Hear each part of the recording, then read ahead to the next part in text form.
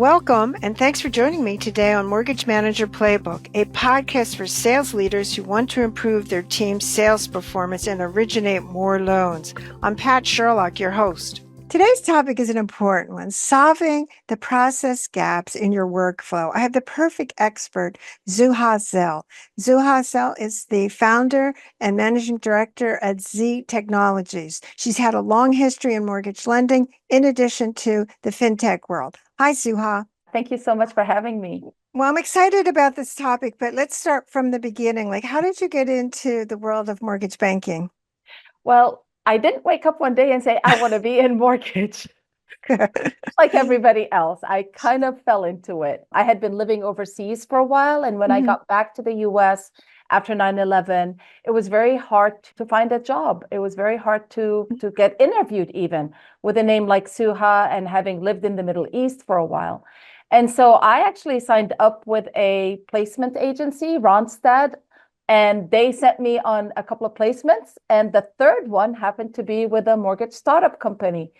And the rest is history. The rest is history. Well, hey, we're glad that you're in our business because, again, I you. think you share some important insights to our world. So, talk about, since you've had a consulting firm for a while, you obviously have been in lenders, but talk about some of the challenges that you see that lenders may not be addressing that should be addressing.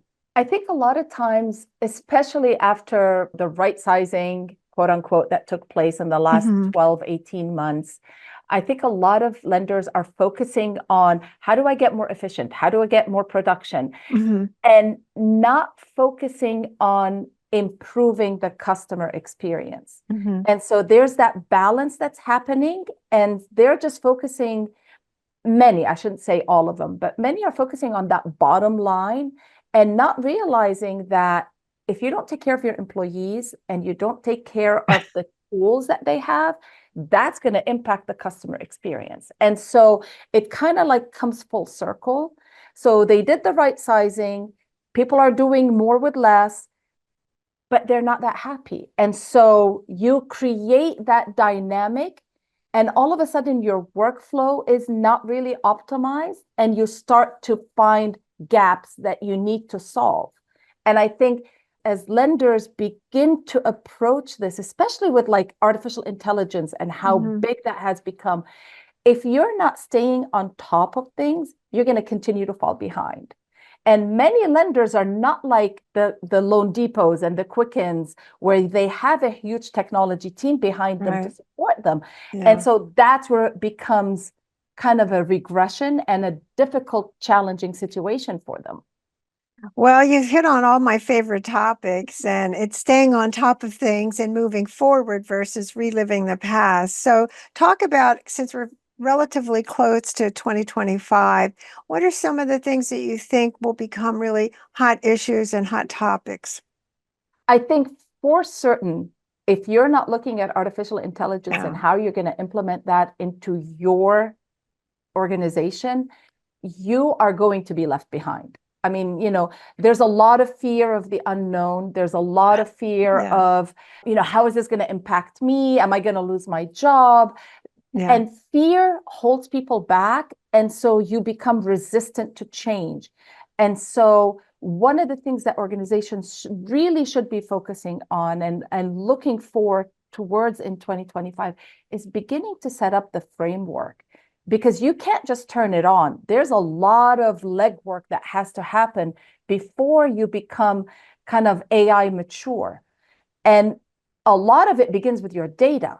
And so you have to start looking, do I have the right data? Because remember, artificial intelligence is learning from the data that you have. And so if you have sick data or bad data, that's going to lead into bad AI. And there's no escaping it. We are moving into the AI evolution.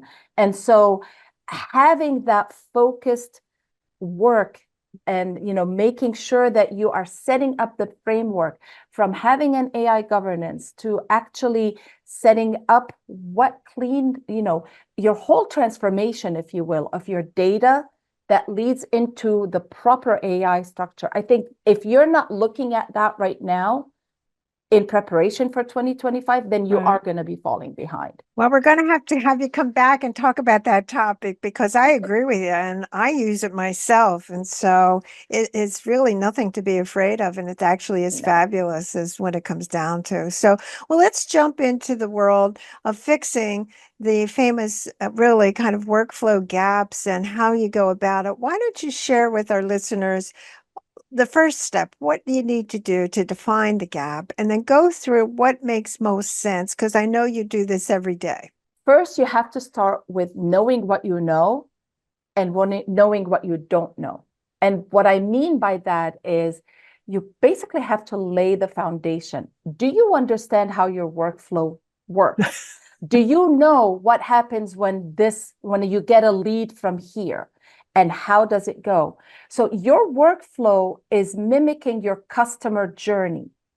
And so knowing the ins and outs and understanding where there may be roadblocks, where there may be bottlenecks in that workflow is critical to be able to unravel the mystery and be able to tell, okay, I see this gap here and I need to find a solution for it.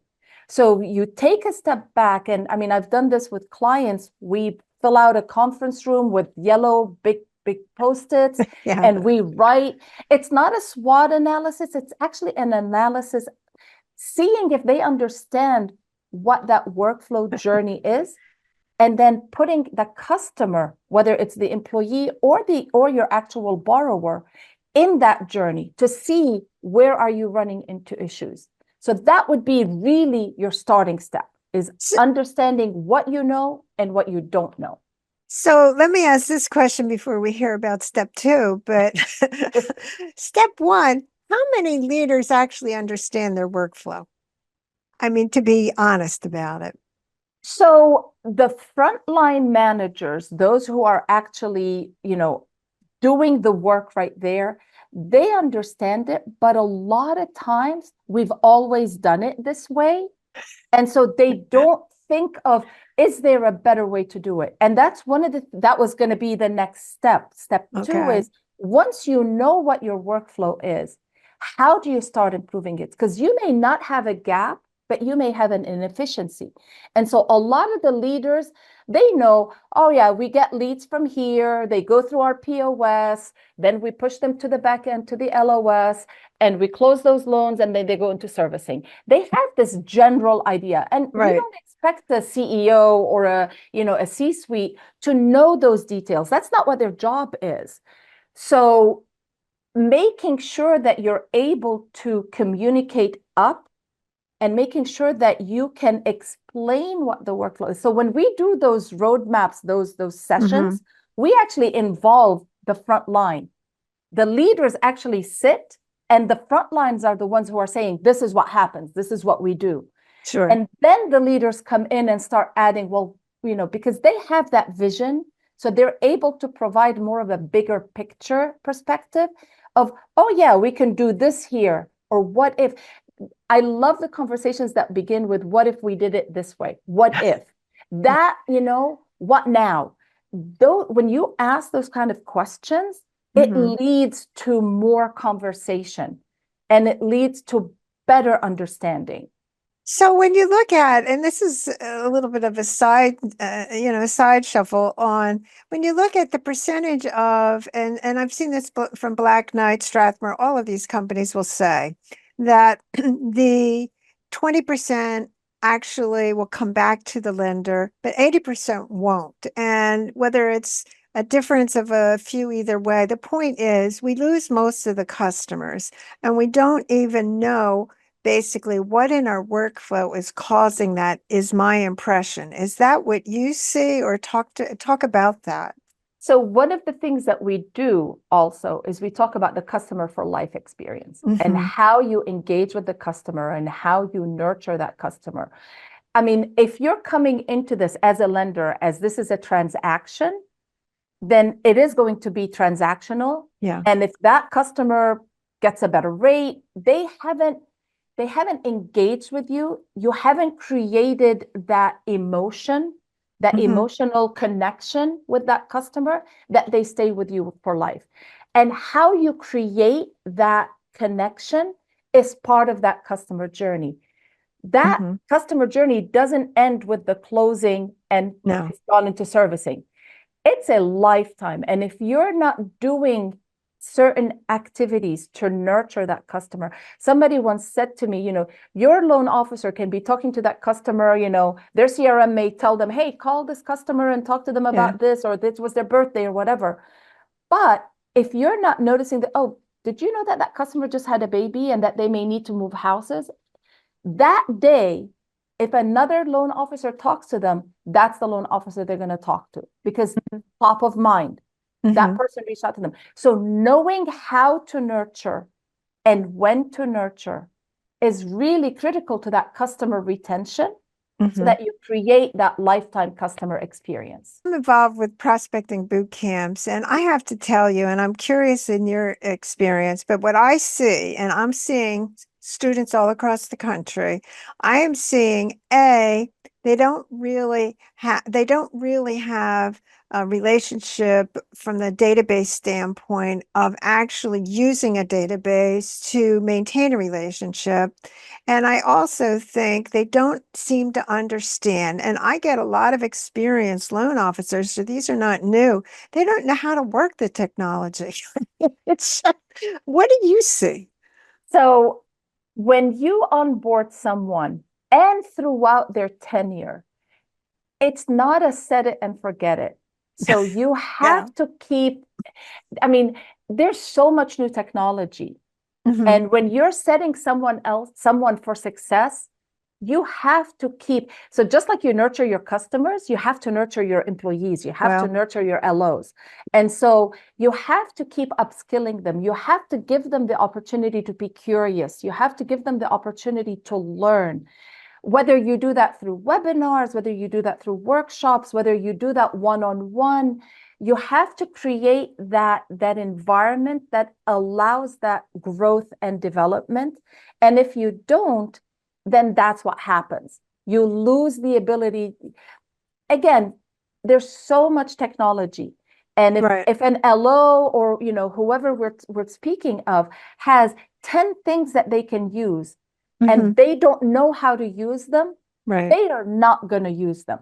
And this is why we go into the whole adoption part of it, which is kind of like towards the end of that, that road mapping that we do, is making sure that now that you've selected something and now that you've deployed it, what are you doing to make sure to reinforce the adoption of that? And there's a whole methodology that goes into change management. The ad card process is really very, very, I don't want to say creative is not the right word. It actually reinforces the adoption of whatever you're trying to implement. It starts with awareness. Sorry. I know. Well, it makes me think, and I see this all the time. Is there a disconnect? And I'm curious what you see. Is there a disconnect between, in essence, the purchasing of technology is coming from the senior level, but the people in the field are the users? And I understand why you put these people together, and it makes sense. And I think it's smart to do it that way, because I don't know that what senior level people think they need and what actually the field people need and actually use. Talk about that issue, because at the end of the day, I do see lenders being disenchanted with technology because they don't really see a lot of, and we see it in basically our cost to originate. It hasn't actually, gone in the way that we were anticipating.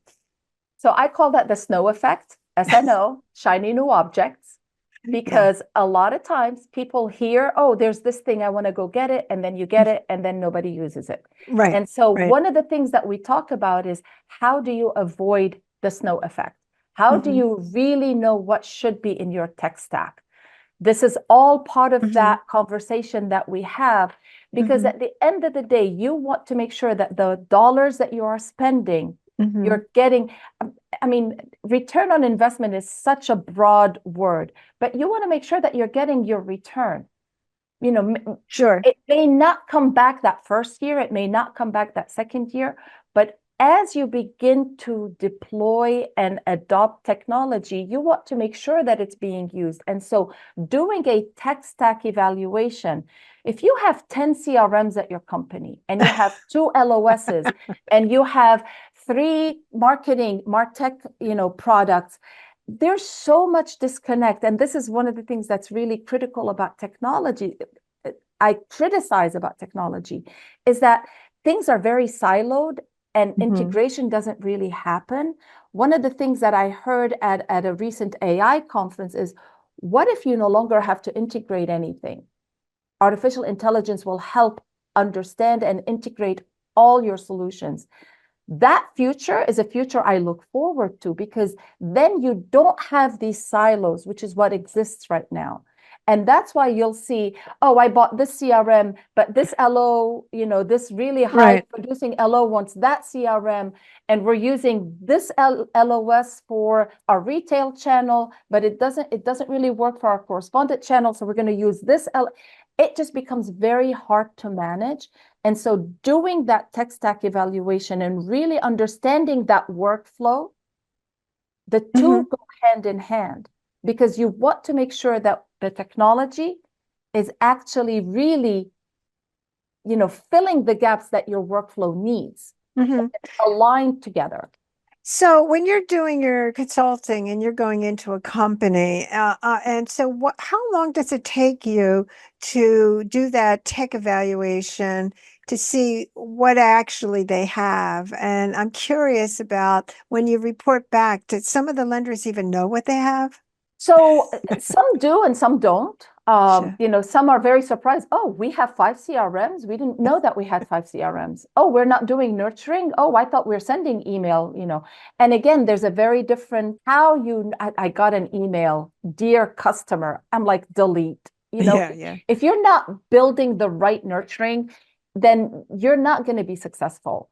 So the actual, when we do the discovery, that's probably 2 to 3 weeks.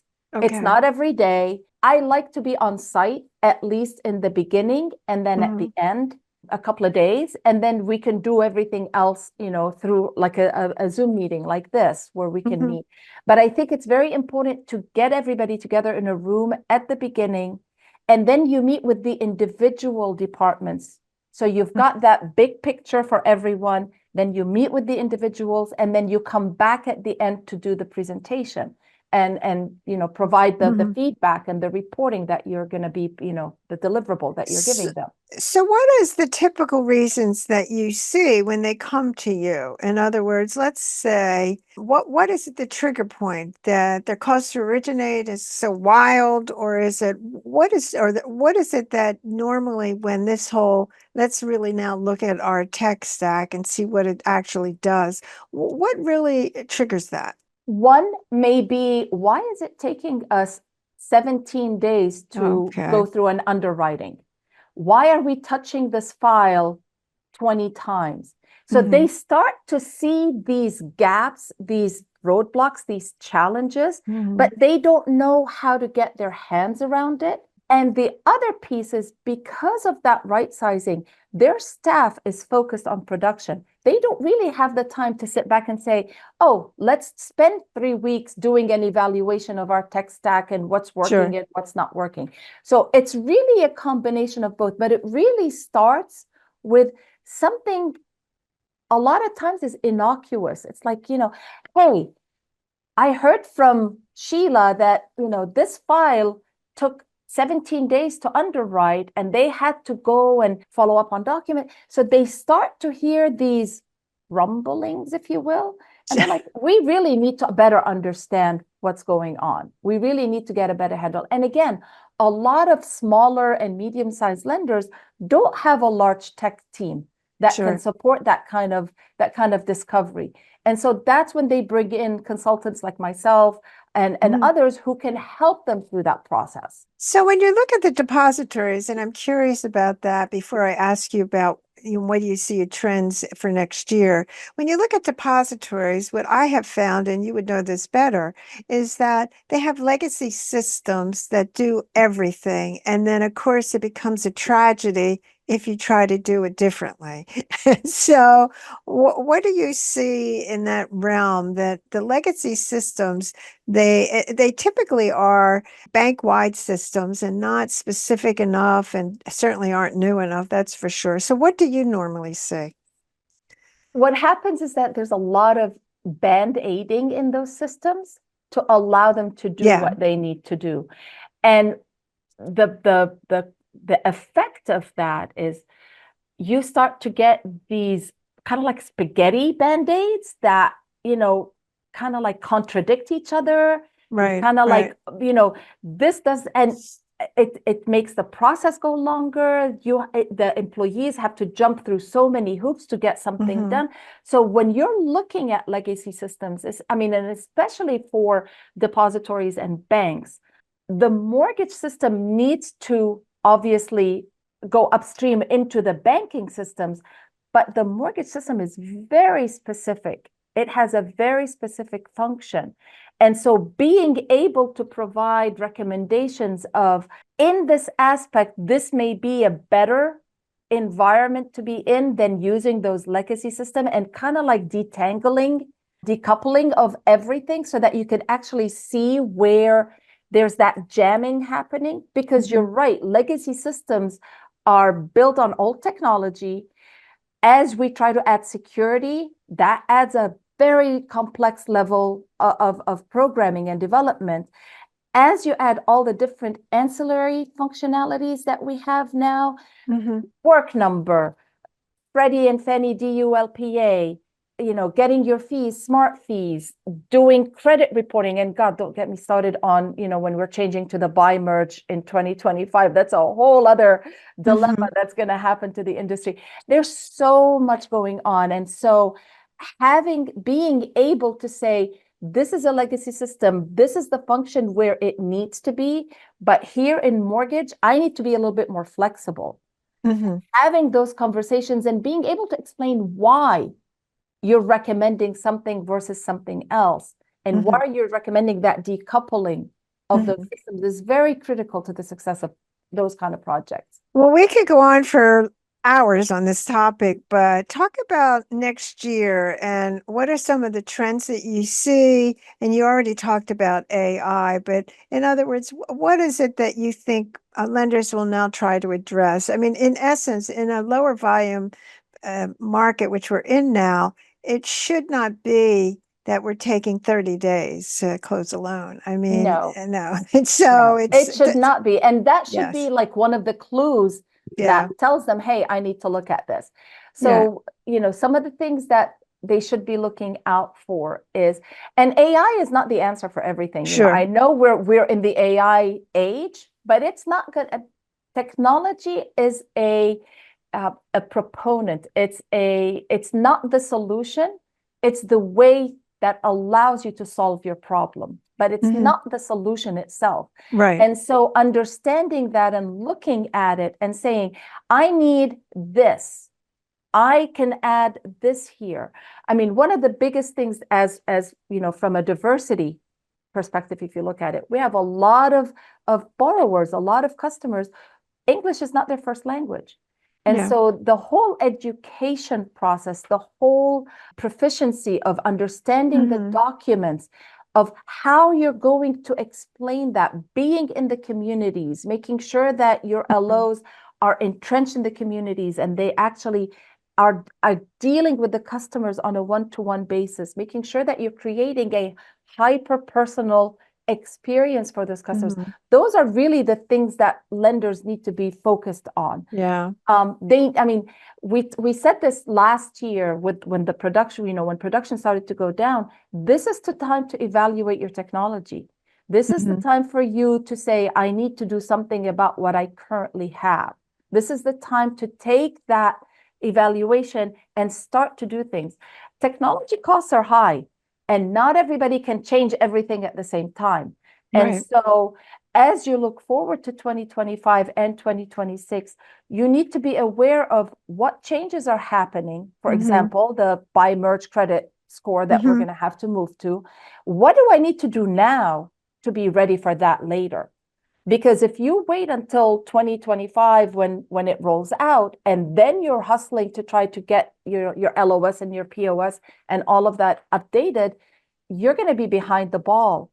So as you're looking forward, one, you need to be aware of what's coming down the pipe. Two, you need to be aware and understand, where am I and where do I want to go? And then once you know where you want to be, how do I get there? And how can technology, AI, all of that help me get to that point? Well, I agree with you 100%. And I see this a lot, and I do think this is another reason, and we'll have to have you talk about this topic, where we need to bring younger people into our business. Just for using the technology, because I do see with some of the, not all of them, but a fair number of them, the struggles really start on the technology side. They don't even know how to work their own system. They don't know how to do social media, things that, wait a minute here, these are kind of your basics that you have to really bring to the plate. But I agree with you. You are exactly right on. So I appreciate you certainly sharing all your wonderful thoughts. Do you want to give any takeaways for our listeners, how they can get a hold of you? You obviously are fabulously smart and can really bring a lot to the plate. So I'm so excited that you were able to have time to talk to me today. So absolutely. I mean, I'm on LinkedIn. They can find me, Suha Zehl. They can definitely, I've got my contact information there. When we post this, I'll comment and provide my contact info as well, so they can reach me directly. They can look me by my company, Z Technology Solutions, as well. So there's a lot of ways you can find me. And when you go to a conference, listen to her. She gives a fabulous session. I've heard that from many other mortgage lenders talk about that. And so thanks again for sharing all your wisdom today, Suha. And certainly I want to thank our listeners. If you'd like to listen to other podcasts, go to patsherlock.com. Thanks so much. Thank you so much. Thanks for listening to Mortgage Manager Playbook. You can catch up on all our episodes by subscribing to receive each week a new show. Don't forget to share this podcast with your friends and team members. If you're looking to increase production, call me to discuss my prospecting sales training program, Ramping Up Realtor Referral Sources. Check out my website, www.patsherlock.com.